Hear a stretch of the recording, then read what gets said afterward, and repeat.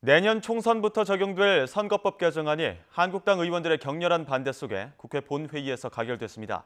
취재기자 연결해 국회 현장 목소리 들어보겠습니다. 김주영 기자 전해주시죠. 네, 국회입니다. 네, 앞선 시간에 전해드렸던 것처럼 오늘 국회 본회의에서는 선거법 개정안이 통과됐습니다. 네, 가결이 됐죠? 네, 그렇습니다. 선거법 개정안, 공직선거법 개정안이 가결이 됐습니다. 정확하게 오후 5시 45분쯤입니다. 찬성 156인, 반대 10인, 기권 1인으로 선거법 개정안이 가결 처리가 됐습니다. 이와 관련해서 먼저 자유한국당 심재철 원내대표가 지금 규탄 발표를 했는데요. 먼저 들어보고 계속해서 말씀 전해드리겠습니다. 불법 원천무효 선거법안을 민주당 뜻에 따라 정부에 이송할 것입니다. 이때 문 대통령은 즉각 거부권을 행사해야 합니다. 오늘 국회에서 발생한 권력의 폭거에 대통령은 책임을 져야 합니다. 거부권 행사로 의회 민주주의를 유린한 여당의 불법에 사과의 뜻을 나타내야 하는 겁니다. 민주당과 추종 세력의 위헌선거법으로 내년 4월 총선을 치른다면 국민은 엄청난 혼란을 느낄 겁니다. 내 표가 어떻게 의석에 반영됐는지 모를 뿐 아니라 급조된 정당들이 우후 죽순격으로 난립할 것이기 때문입니다. 민주당과 추종 세력의 각종 꼼수와 야합의 결과물로 탄생한 괴물선거법의 최대 피해자는 주권을 행사하는 우리 국민입니다. 자유한국당은 국민께 약속드립니다. 우리는 계속 가열차게 투쟁할 것입니다. 법적으로 다툴 것은 모두 다툴 것입니다. 위헌 요소가 가득한 좌파 선거법안에 대해 헌법재판소가 헌법 정신에 맞게 제대로 판단한다. 네, 지금 심재철 자유한국당 원내대표가 조금 전에 심재철 자유한국당 원내대표가 브리핑을 한 내용입니다. 좀 정리를 하자면 오늘 통과된 선거법은 위헌성이 짙다. 그리고 그 처리하는 과정 자체가 기존의 의회 민주주의를 무시하고 선거법을 무시한 날치기다.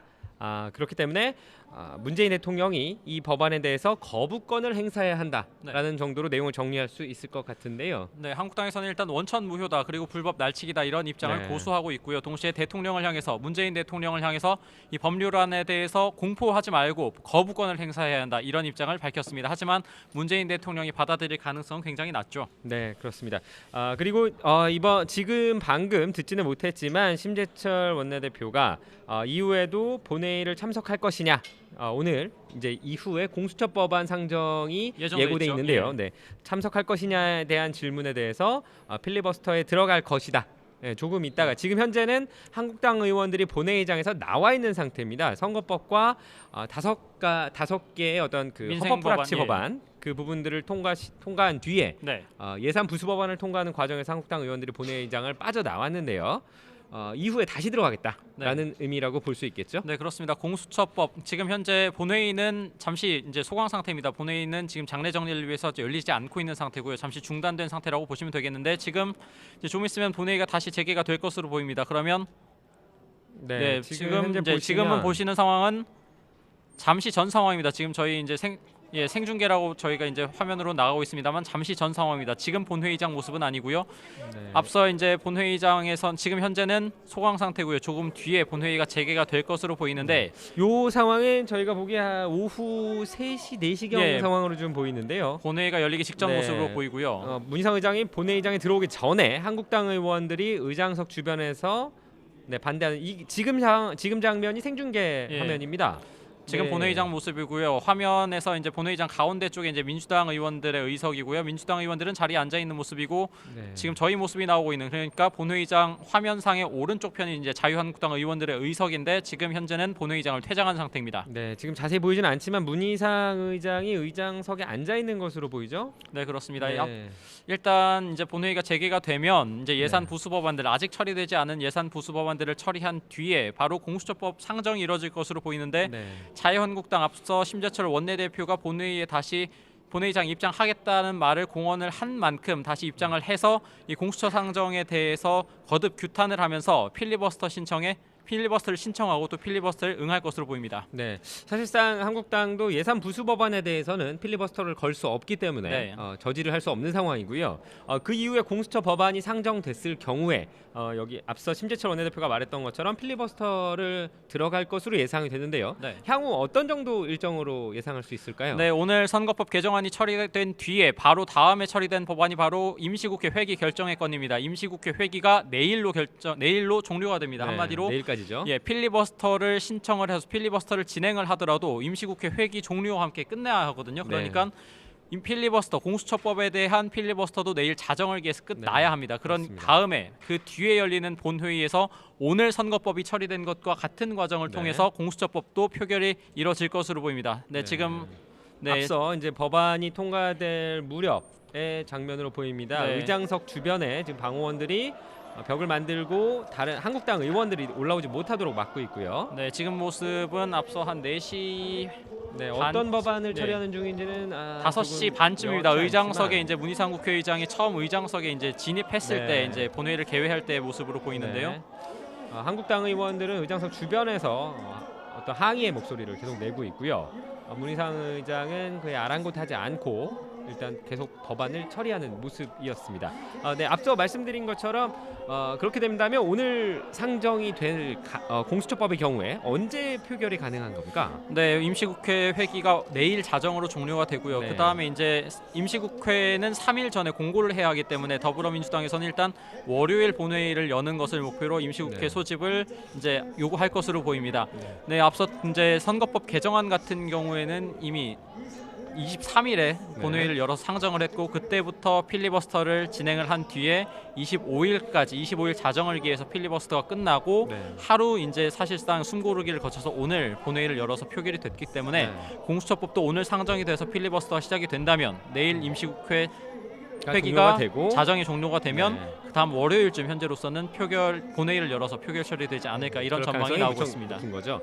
그 이후에도 사실 공수처법도 이제 한 개가 아니고 여러 두 가지가 있지 않습니까? 크게 보았을 때. 공수처법 한 개와 이제 검경 수사권 조정안이 네. 이제 2개 걸러와 있는 상태입니다. 그리고 이후에 유치원 3법도 기다리고 있는데요. 모두 같은 방식으로 처리될 걸로 예상되죠. 네, 현재로서는 아무래도 한국당이 할 수 있는 합법적인 의사 진행 방해 수단이 필리버스터밖에 없기 때문에 민주당과 그리고 4+1 협의체에서는 지금과 같이 선거법 개정안이 오늘 처리된 것과 같은 방식으로 사실상 쪼개기 전략 또 살라미 전술 뭐 이렇게도 쓰는데 네. 여러 개 2, 3일 정도로 임시국회를 쪼개서 나눠서, 여는 네. 방식을 통해서 법안을 순차적으로 계속해서 처리할 것으로 보입니다. 네. 지금 현재 아직은 본회의가 진행이 되지 않고 있는 것 같습니다. 잠시 지금 네. 자리를 정리하면서 상황을 보고 있는 것 같은데요. 일부 예산 부수 법안들을 마저 네. 처리하고 나서 예정돼 있던 공수처 법안에 네. 대한 상정이 이루어질 걸로 예상됩니다. 사실 공수처 법안에 대해서 자유한국당의 반대가 무척 극심하지 않습니까? 네. 좀 어떤 부분에 대해서 반대를 하고 있는 건지 한번 정리를 해볼까요? 네, 공수처법안에 대해서 자유한국당 같은 경우에는 간단하게 얘기해서 친문 무죄, 반문 유죄가 될 거다 네. 이런 입장입니다. 한마디로 예전에 뭐 한국판 게슈타포라고도 얘기를 하는데 나치 독일 시대의 어떤 정치 검찰처럼 반대파를 수청하기 위한 도구로 사용이 될 것이다. 그럼 네. 동시에 더 친정권적인 인사에 대해서는 사실상 봐주기 수사를 할 것이다. 이런 도구로 전락이 될 것이다. 네. 이렇게 지금 우려를 하고 있는 건데 하지만 민주당 입장에서는 어떤 검찰 개혁의 상징으로 지금 공수처를 계속해서 그렇죠. 내세우고 있지 않습니까? 네. 또 검찰 권한이 어떤 수사 권한이 굉장히 비대화되어 있기 때문에 네. 이 공수처를 통해서 검찰과 같은 사법 권력의 어떤 비대화를 좀 막고 국민의 여망인 검찰 개혁을 이뤄내야 한다. 이런 그렇죠. 입장을 통해서 공수처도 반드시 처리해야 한다. 이런 입장입니다. 네, 민주당 지도부는 이 부분에 대해서 모든 회의에서 무척 강조를 하는 모습이에요. 네. 이인영 원내대표의 경우에도 공수처 설치에 대해서 70%가 넘는 압도적인 국민들의 찬성이 있다라고 주장을 하면서 검찰의 특권을 원천적으로 해소해야 한다. 네. 그리고 공수처 설치는 과도하게 비대해진 사법 권력을 국민에게 돌려주는 획기적인 전기가 될 것이다 라고 평가하기도 했는데요.